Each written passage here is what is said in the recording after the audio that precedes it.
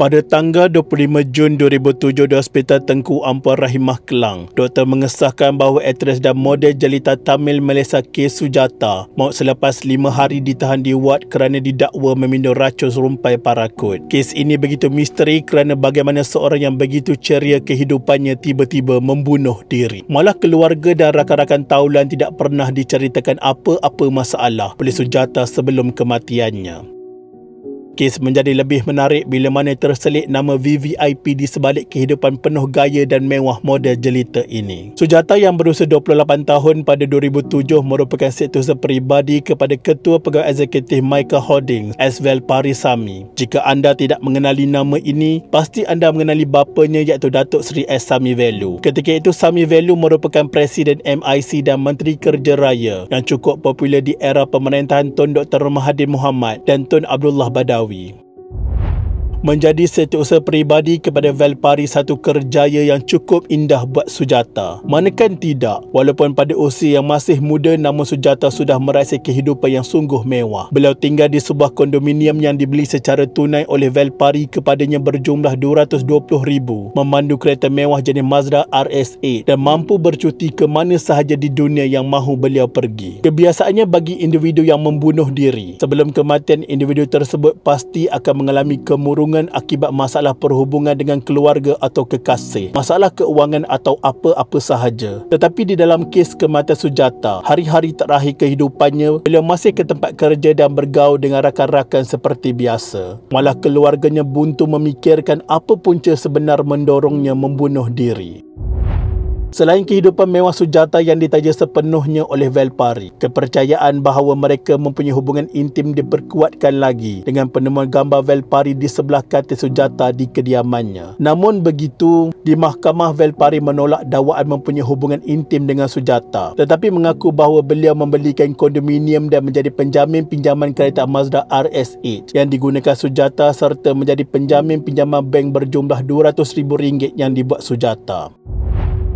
Vel Pari menyatakan bahawa bantuan keuangan yang telah diberikan olehnya kepada Sujata adalah atas dasar keprihatinannya sebagai majikan dan bukannya didorong oleh sebab romantik. Lebih menghairankan lagi, mengapa Sujata yang ditemui nyawa-nyawa ikan di kediamannya di Jalan Ipoh, Kuala Lumpur dibawa ke Hospital Tengku Ampuan Rahimah Kelang untuk menerima rawatan, sedangkan hospital terdekat iaitu Hospital Kuala Lumpur di Jalan Pahang terletak kurang 4 km dari kediaman Sujata.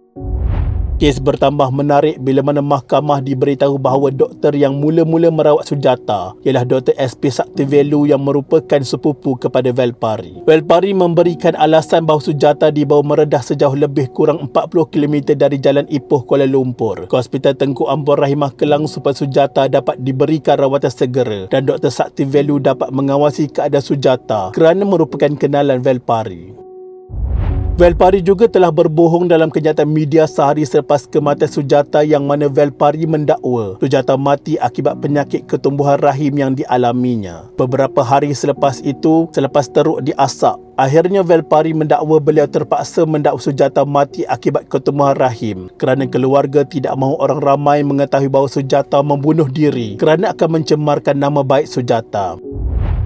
Pada 29 September 2009, Mahkamah Coroner menolak sebarang unsur jenayah dalam kematian mangsa, sebaliknya mendapati dia mati kerana membunuh diri dengan meminum racun rumpai. Coroner Muhammad Faizi Cik Abu berkata walaupun bedah siasat tidak dijalankan dan ujian air kencing Sujata hilang, beliau mendapati berdasarkan keterangan mengikut keadaan dan testimoni menunjukkan kematian wanita itu disebabkan meminum racun.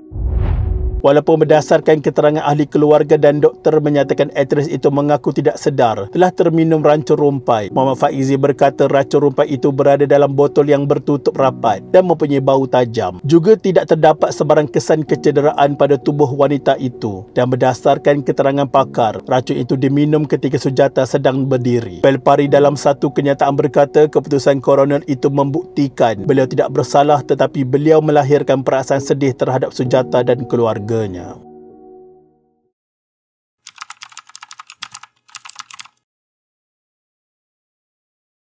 Bagi mereka yang pernah menonton sitkom Kipas Anggun sekitar tahun 1990-an, mungkin mengenali wanita ini. Mendiang adalah Una Angelia Olivero, 44 tahun. Juga merupakan penerbit untuk drama Kipas Anggun yang disiarkan di TV2 setiap Jumaat. Beliau merupakan rakyat Singapura yang dipercaya dibunuh oleh dua orang, iaitu seorang penganggur dan seorang jurusoleh artis. Punca pembunuhan tidak diketahui. Penangkapan suspek dibuat apabila salah seorang daripada mereka mengakui telah membunuh mendiang kepada teman wanitanya. Tertuduh adalah Muhammad Fazli dan Ismail Faizul yang telah didakwa di bawah Seksyen 302 Kanun Kesesaan, iaitu membunuh Olivero pada pukul 11.15 pagi 14 November 2001 di rumah banglo mangsa di nombor 20 Jalan Travers di Brickfields. Sepanjang perbicaraan, Timbalan Pendakwa Raya Afzal Nizam Abdul Aziz telah mengemukakan 20 saksi pendakwaan. Manakala Peguam Amir Hamzah Harsyad yang mewakili Ismail Faizul dan Muhammad Fazli yang diwakili Peguam Zamri Ibrahim mengemukakan 4 saksi termasuk tertuduh. Hakim Muhammad Apandi dalam penghakimannya berkata, pada asasnya pembelaan kedua-dua tertuduh hanya penafian semata-mata dan tidak berupaya menimbulkan sebarang keraguan yang munasabah ke atas kes pendakwaan. Tertuduh menafikan sebarang pelibatan dan fakta yang mengaitkan mereka dengan pembunuhan itu, kecuali fakta mengenai mereka pergi bersama-sama ke rumah mangsa kononnya untuk menghantar kad jemputan kahwin, yang mana pada ketika itu identiti mangsa serta tertuduh kedua, Ismail Faizul, dikenali oleh mangsa. Pada 6 Oktober 2009, kedua-dua tertuduh didapati bersalah atas pertuduhan ini. Kedua-dua tertuduh Muhammad Fazli dan Ismail Faizul digantung sehingga mati, seperti mana diperuntukkan di bawah Seksyen 277 Kanun Acara Jenayah. Keterangan saksi Siti Sarah Ismail menyatakan bahawa Ismail Faizul, yang merupakan kekasihnya, telah mengaku membunuh Una Angelia beberapa jam selepas kejadian. Sementara itu, Muhammad Fazli yang juga adik kepada Siti Sarah telah membuat pengakuan serupa kepada rakannya Zaini Rodwan.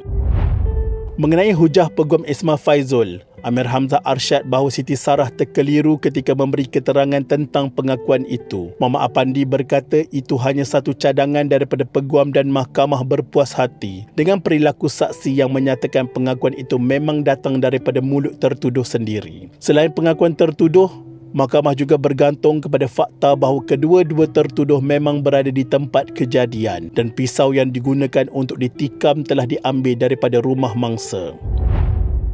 Selain itu, mahkamah juga mengambil kira elemen niat bersama, di mana tertuduh pertama Muhammad Fazli telah meminjam pistol 2 minggu sebelum kejadian yang membuktikan wujudnya perancangan awal, dan kedua-dua mereka telah bersama-sama pergi ke rumah mangsa dengan menaiki kereta. Keterangan saksi Florensa Estapon, pembantu rumah warga Filipina, bahawa kedua-dua tertuduh menggunakan kekerasan bersenjatakan pisau dan pistol mengukuhkan lagi kes pendakwaan. Mengikut fakta kes, Una Angelia telah ditikam 12 kali, di mana 6 daripada tikaman tersebut di bahagian dada dan paru-paru. Ketika kejadian, mendiang telah berkahwin dengan seorang warga Finland dan mempunyai 3 orang anak berumur di antara 11 hingga 14 tahun.